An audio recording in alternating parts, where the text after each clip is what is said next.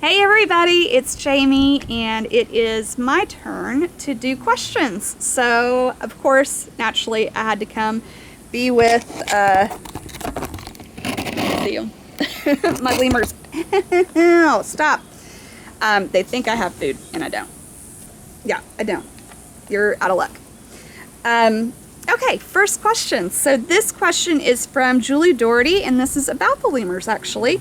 Here, I don't have anything. Do you know how Rita got the scar on her face or why Miss Stewart is missing part of her finger? So yes and no. We do know how Rita got the scar on her face. So all of the adult lemurs, when they first got here, all of the females were pregnant. We didn't know that. They started having babies and there started to be a lot of drama in the group. It was a little bit of a lemur soap opera around here for a while. So all lemur troops are female led, so the females are dominant and all troops have an alpha female. Akisa was the alpha female when they first got here, and then after they had babies it started changing. And Rita was the alpha for a little while, and then Ruth came along, who was actually the most submissive when they first got here, and she tried to take over that position from Rita. That usually starts by slight aggressions, kind of bullying behavior, not letting them eat, pushing them to the perimeter of the group. Sometimes it can end like that, but in this case it escalated, and it escalated very quickly.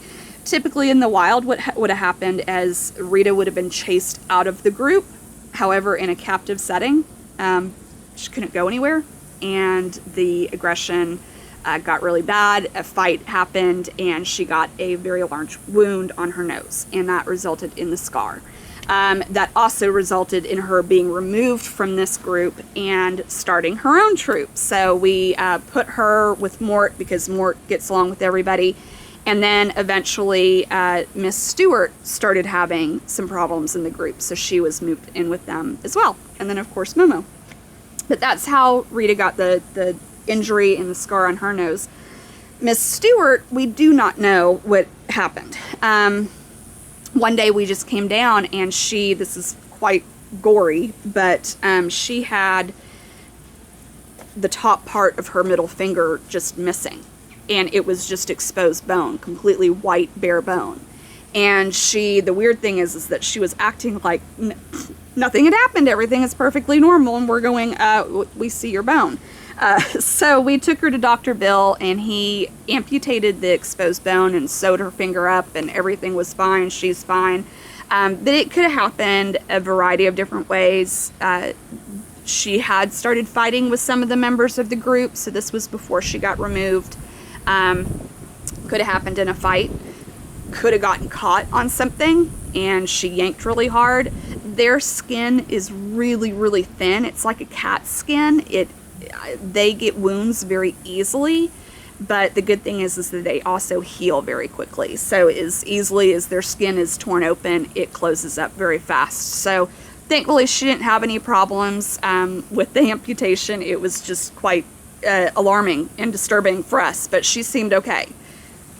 Very strangely, but she did. She was just acting like nothing had happened.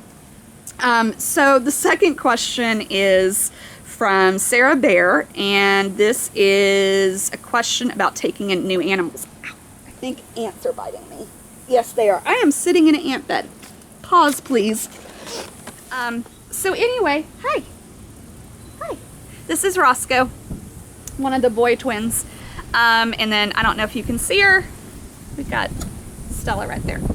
Anyway, so second question. This is from Sarah Bear, and Sarah asks, what goes into taking a new animal and deciding to build a new enclosure like Apollo and Lakai versus taking in a new cat where there was an empty enclosure? That's a really good question, and taking in any new animal, it takes a lot of thought. So I'll address your specific question first, and then I'll talk a little bit about just taking in animals in general. So when we have to make the decision to build a new enclosure versus putting one in a enclosure that's already built but maybe empty, it's just looking at the individual cat and what their specific needs are. If we have an empty enclosure, that doesn't necessarily mean that the cat that we're taking in will do well in that enclosure. Of course, it depends largely on their species. We're not going to put a leopard or a mountain lion in an enclosure that a tiger or lion was in, simply because we typically cannot have a leopard or a mountain lion in an enclosure that has an open top. The only exception where Raleigh and Zubiri are now, that enclosure was specifically built for 4 mountain lions, but the mountain lions were all older. They had all been declawed, and the enclosure was built very high, so they would not have been able to get out. But most leopards and mountain lions have to have a roof on their enclosure. If we had had an open tiger or lion enclosure when we agreed to take in Apollo and Lakai, we would not have been able to put them in there. So that was a big reason why we built one specifically for them. Also, leopards and mountain lions prefer a lot of up space. They prefer vertical space so that they can climb, get up high. No, let go of the camera. Anyways, they like to be able to have ramps and platforms, and you guys are, excuse me, they like to be able to climb up high. They like to be up high. They prefer that kind of setup where it's taller rather than more space horizontally, where tigers and lions don't typically get up as high. So they like more open ground. Of course, they like things to climb onto, but not quite as much as the smaller big cats. So really just looking at their needs. If it's an older cat, typically they can go into a smaller of an enclosure if they're not really active, particularly if they're arthritic. You don't necessarily need to give them a huge amount of space. If it's multiple animals, they'll need more space. If it is a lion versus a tiger, we would prefer to put a lion in an enclosure that has water. We have several enclosures that have pools already in them. We would like to use those enclosures for tigers versus lions because tigers want the water to sit in and lions don't. So it's just making sure that the space that we have available fits the animal's needs. If it doesn't, then that's when we'll make a decision. Okay, do we need to build something? And what would we need to build what they are going to need for their best quality of life? And do we have the resources to do that right now? So that leads into just in general making decisions about taking in animals. Every request that we get requires quite a bit of thought and consideration. It is everything from looking at what kind of species it is. Are we the best place for that species? If it's a species that we've never taken care of before, do we really have the setup here to suit them? For instance, if we were asked to take in elephants, we don't have the space for elephants. We just don't. If we were asked to take in reptiles, we could probably build something, but are we the best place for reptiles to go? Like, snakes, boas, lizards. I mean, obviously we have Godzilla, but if we were to take in a lot, are we the best place, or is there a place out there that's better suited for that particular species? So are we the best place? Do we have the space? If we don't have the space, are we in a position right now to fundraise to create something?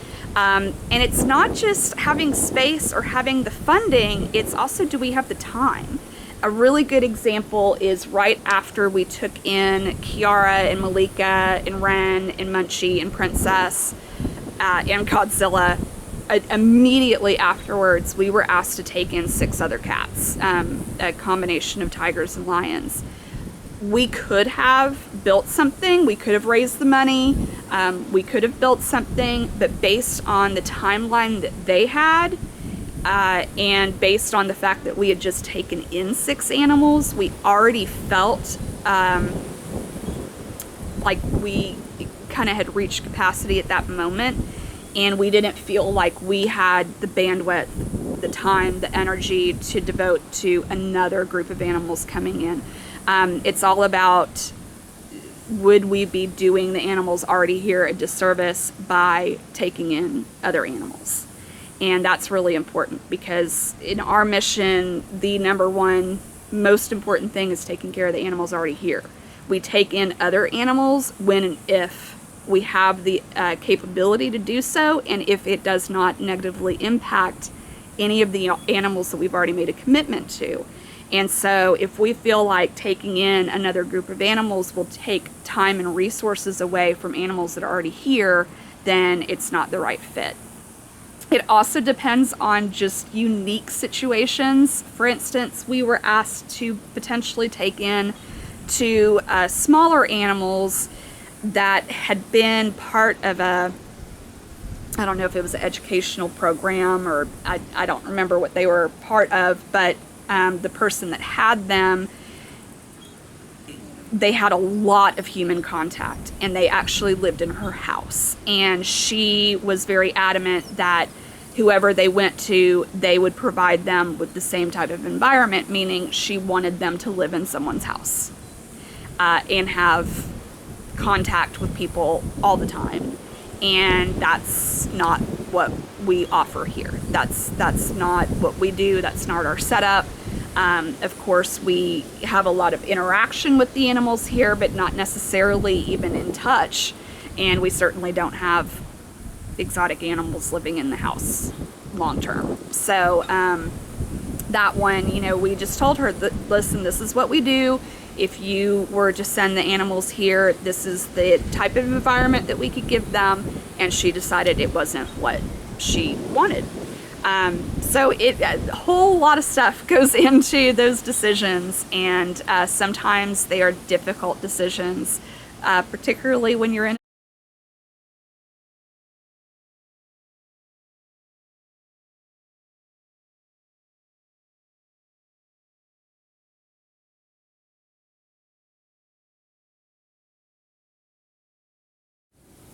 Hi, everybody. Oh. Honey, you've got to move. You've got to get out of the way. Come here. Come on. Come on. Come on. This is Ruth, by the way. All right, good girl. Hi, everybody. It's Jamie. I am here with the lemurs to answer some of your questions. It's my turn. So naturally, I'm with my strange little children. Things can happen. You are right in the camera. Yes, you are. So let's move your tail. So the first, hey, excuse me. Hey, everybody. I'm actually gonna, we're gonna move a little bit so we can get these guys in the frame here. Maybe. And her question is, do you know how Rita got the scar on her face, or why Miss Stewart is missing part of her finger? Let go. Sorry. Will you stop? I don't even know where I am.